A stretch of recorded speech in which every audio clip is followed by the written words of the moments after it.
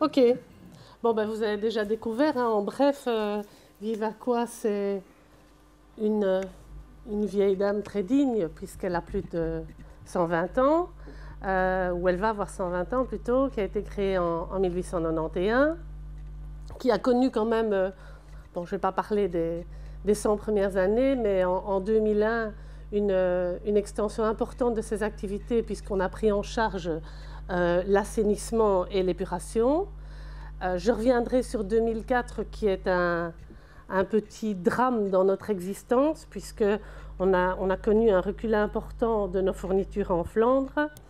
Et l'élément suivant, c'est le changement de nom, qui a été un nouveau départ. Donc, jusqu'en 2006, on s'appelait Compagnie intercommunale bruxelloise des eaux, Intercommunale Watermaatschappij, Brusselse Watermaatschappij, ce qui n'est pas vraiment un nom idéal pour définir une forme de proactivité, de dynamisme, etc. Et que je pensais que Vivacois, un nouveau nom, un nouveau logo, une réaction très fréquente des gens en disant « mais pourquoi on est en changé de nom, vous avez beaucoup plus de véhicules ?» On a toujours le même nom, mais les 550 véhicules avant étaient invisibles, et maintenant, apparemment, ils sont devenus visibles. Donc, un nouveau départ après près de 120 ans. Alors, le sigle a son importance parce que le sigle, c'est le cycle complet de l'eau. Donc, à gauche, on part du captage pour arriver finalement à cette goutte d'eau qui, épurée, retourne à la rivière. Alors, Vivacois, dat is ongeveer een klein 30-tal winningen. Overal in België, vooral in Wallonië, klein beetje in Brussel en om communautair correct te zijn, een druppeltje in Zaventem. Dus qua reservoirs en stok hebben we ongeveer een dakverbruik in voorraad in onze grote en kleine reservoirs. Distributie van het water, van drinkbaar water, overal in Brussel, maar ook in 16 Vlaamse randgemeenten en 4 Waalse randgemeenten. We zijn ook eigenaar van het net van Brussels Airport. En sinds 2001 dus sanering in de 19 Brusselse gemeenten, ook in 6 Vlaamse gemeenten.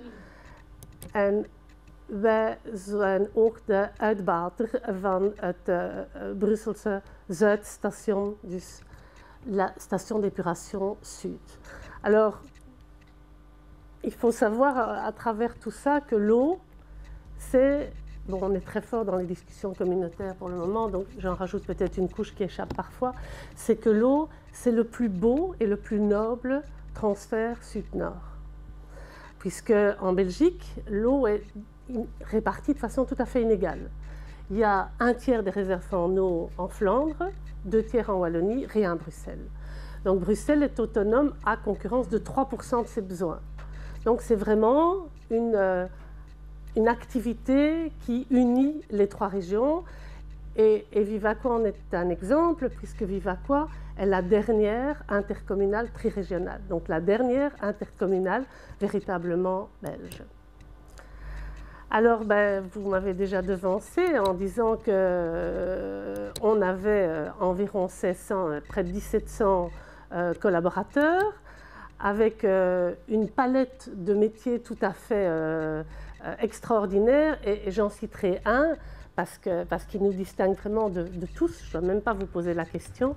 En Belgique, il y a encore 2 mines en activité. Il y a la mine de Blény-Trembleur qui est en activité pour des raisons touristiques, et il y a une mine à Vedrin, qui est une mine qui était exploitée pour le minerai de pyrite. Et l'eau a été le drame de la mine, puisque cette mine était en permanence inondée.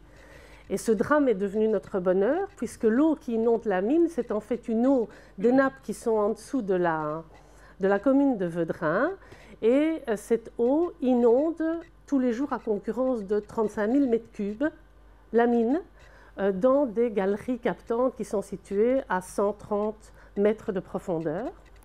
Et donc cette mine qui a arrêté son activité en tant qu'extraction du minerai de pyrite a maintenant une nouvelle activité avec des mineurs, et donc parmi les métiers que nous avons chez Vivaquois. Nous avons les derniers mineurs véritablement travaillant comme mineurs en Belgique. Et c'est normal étant donné notre activité.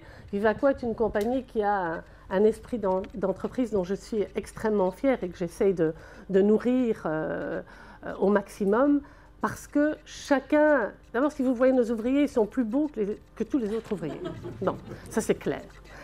Ils sont tous des hommes. Il y a 1000 ouvriers hommes. On a eu un jour une soudeuse, mais elle n'a pas tenu le coup. Bon. Mais ils sont beaux parce que, vous les avez vus un peu dans le film, ils sont conscients d'être les fournisseurs du seul produit qui est véritablement indispensable à la vie. Sur une île déserte, sans téléphone, sans électricité, sans gaz, sans télévision, sans radio, ça marche. Sans eau, c'est la mort. Et donc, le fait que ces ouvriers apportent au quotidien ce produit extraordinaire dont nous avons la chance en Belgique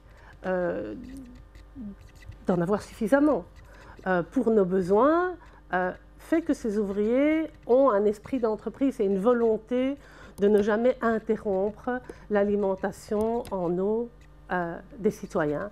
Et depuis 120 ans, nous n'avons jamais dû ni interrompre, ni même limiter l'approvisionnement en eau d'1/5 de la population belge, puisque Vivaquois alimente 2 100 000 habitants en Belgique. La qualité de l'eau en Belgique, et c'est un des moteurs qui me pousse, c'est de redonner ces lettres de noblesse à l'eau du robinet, parce que la Belgique a la chance d'avoir une eau au départ de très bonne qualité.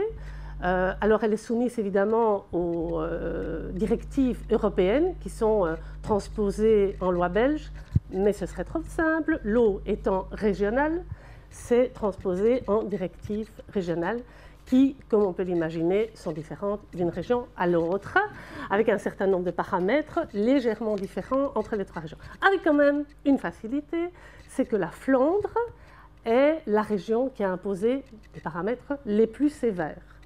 Dans l'ensemble de la 50aine de paramètres qui définit la potabilité de l'eau, c'est la Flandre qui est la plus sévère. Et donc pour nous c'est très simple.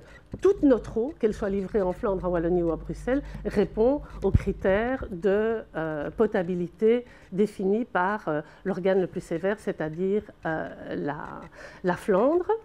Il faut savoir que l'eau est un des produits les plus sévèrement contrôlés de la chaîne alimentaire. Donc, tout le trajet de l'eau, depuis le captage jusqu'à la distribution, est en permanence contrôlé de façon automatisée ou même de façon humaine. Vous avez vu dans le film, vous aviez ce monsieur qui regardait la transparence de l'eau. Eh bien, vous avez des gens qui goûtent le vin. Nous avons vraiment des gens qui ont acquis cette capacité de goûter l'eau et qui, en permanence, goûtent l'eau en plus des checks techniques qui sont faits. Alors l'eau est un produit qui doit être fourni 24 heures sur 24, 7 jours sur 7. L'eau du robinet est un produit qui, sur le plan environnemental, est un produit qui a toutes ses lettres de noblesse puisqu'il ne génère aucun déchet. Et c'est un produit extrêmement économique. Si à chacun d'entre vous, je pose la question de savoir combien vous coûte pour votre ménage l'eau tous les jours, je sais que j'aurai des réponses très variées.